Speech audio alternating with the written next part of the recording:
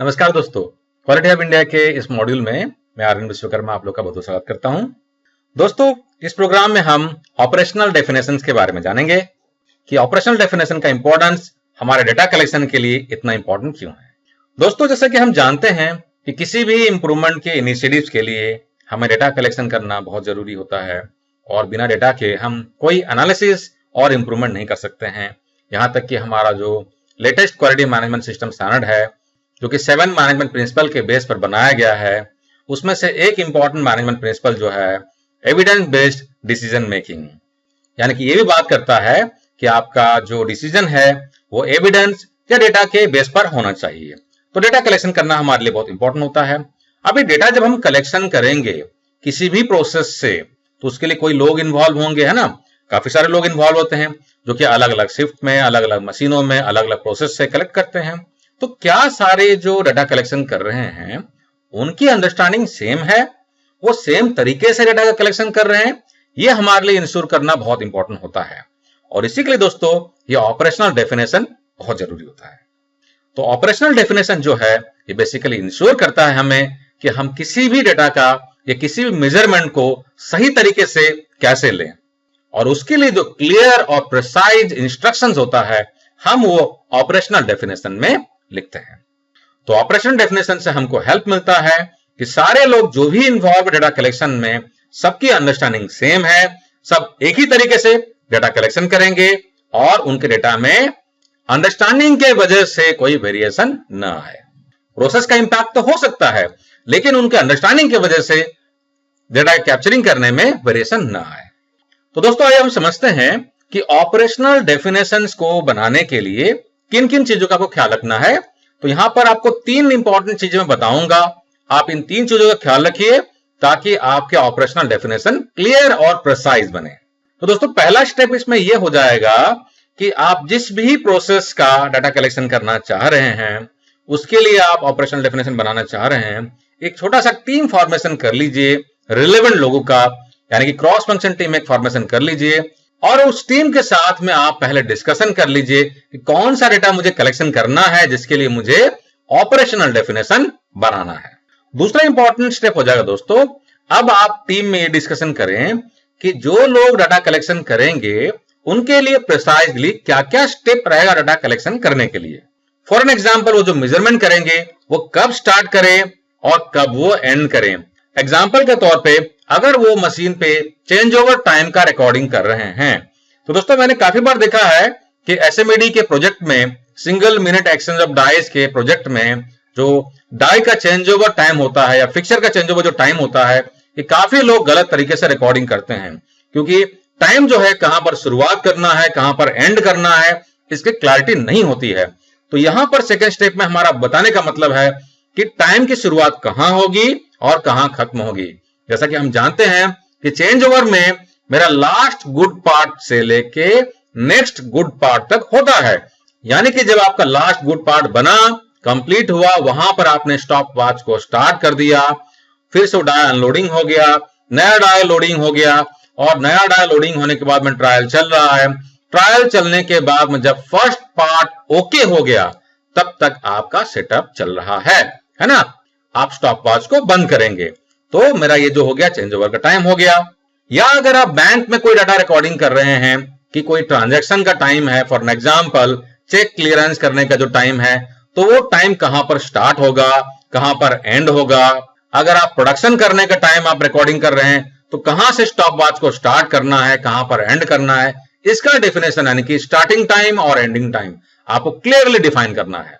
या एक और आपको अगर टेक्निकल एग्जांपल दे दूं, अगर एक राउंड पार्ट है जहां पर कि आपको ओडी मेजर करना है और वो जो ओडी है वो काफी सारे पॉइंट में चेक किया जा सकता है, तो किस पॉइंट में चेक करना है इसमें क्लैरिटी होनी चाहिए। किस तरह के इंस्ट्रूमेंट से चेक करना है, क्या उस ओडी को वर्नियर कैलिपर से चेक करना है या आपको माइक्रोमीटर से चेक करना है।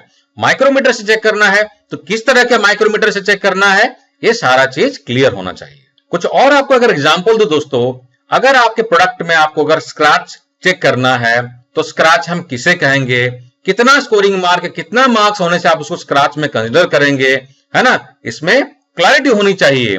अगर आप कोई ट्रांजैक्शनल प्रोसेस का जिसमें कि मिस स्पेलिंग जो है या एरर अगर आप ले रहे हैं एक डिफेक्ट के तौर पे, तो एरर किसे कहेंगे? स्पेलिंग में मिस्टेक कहेंगे, या हैंडराइटिंग खराब होगी उसे कहेंगे, या किसको आप एरर कहेंगे? इसमें क्लैरिटी होनी चाहिए।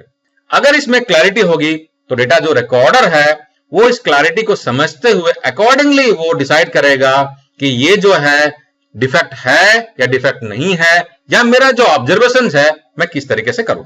और दोस्तों थर्ड इंपॉर्टेंट स्टेप हो जाएगा आपके लिए, आपने डिफाइन कर लिया टीम के साथ में, अब इसका ट्रायल करना है। यानी कि एस्टैब्लिश करने से पहले ऑपरेशनल डेफिनेशन को सॉफ्ट फ्लोर में या ऑपरेशन में प्रॉपरली इंप्लीमेंटेशन करने से पहले आपको ट्रायल करना है।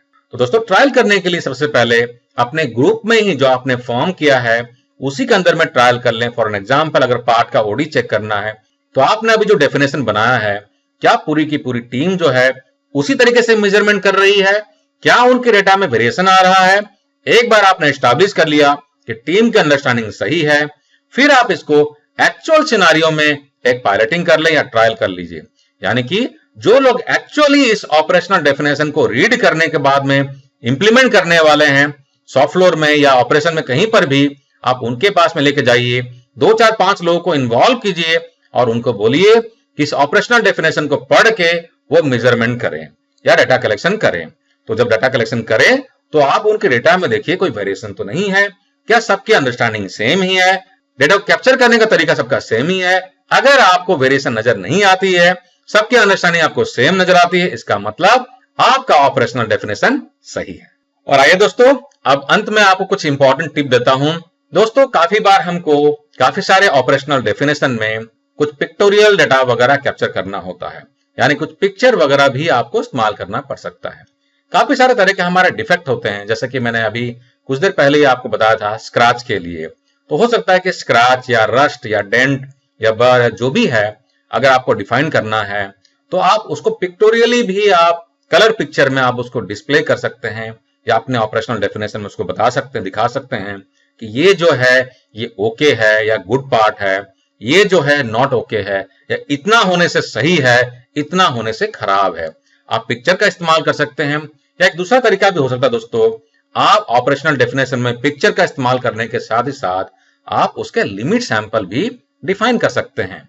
ये भी एक अच्छा प्रैक्टिस होता है दोस्तों कि आप ऑपरेशनल डेफिनेशन में जितना क्लैरिटी ला सके क्लैरिटी लाइए, उसमें पिक्चर का भी इस्तेमाल कीजिए, और साथ ही साथ जहां पर आपको जरूरत पड़ती है कुछ सैंपल डेवलप करने की, आप सैंपल भी डेवलप कर सकते हैं जिसमें कि गुड पार्ट कौन से हैं, बैड पार्ट कौन से हैं, कहां तक चलेगा कहां पर नहीं चलेगा, आप उसको डिफाइन कर लें।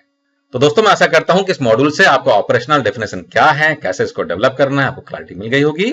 वीडियो अगर पसंद आया दोस्तों तो इसे लाइक करना ना भूलें और इसका लिंक अपने दोस्तों के साथ में जरूर शेयर करें ताकि उनको भी हमसे जुड़ने का और कुछ सीखने का मौका मिले। और हाँ दोस्तों, हमारे ऑनलाइन ट्रेनिंग कम सर्टिफिकेशन प्रोग्राम को एक्सप्लोर करना ना भूलें। काफी अच्छे अच्छे ट्रेनिंग प्रोग्राम काफी कम कॉस्ट में आपके कैरियर को नई ऊंचाई में लेके जाने में आपको मदद करेंगे। आप हमारे वेबसाइट courses.qualityhubindia.com में विजिट जरूर करें और हमारे ऐप को, क्वालिटी हब इंडिया के ऐप को आप गूगल प्ले स्टोर से डाउनलोड करना ना भूलें।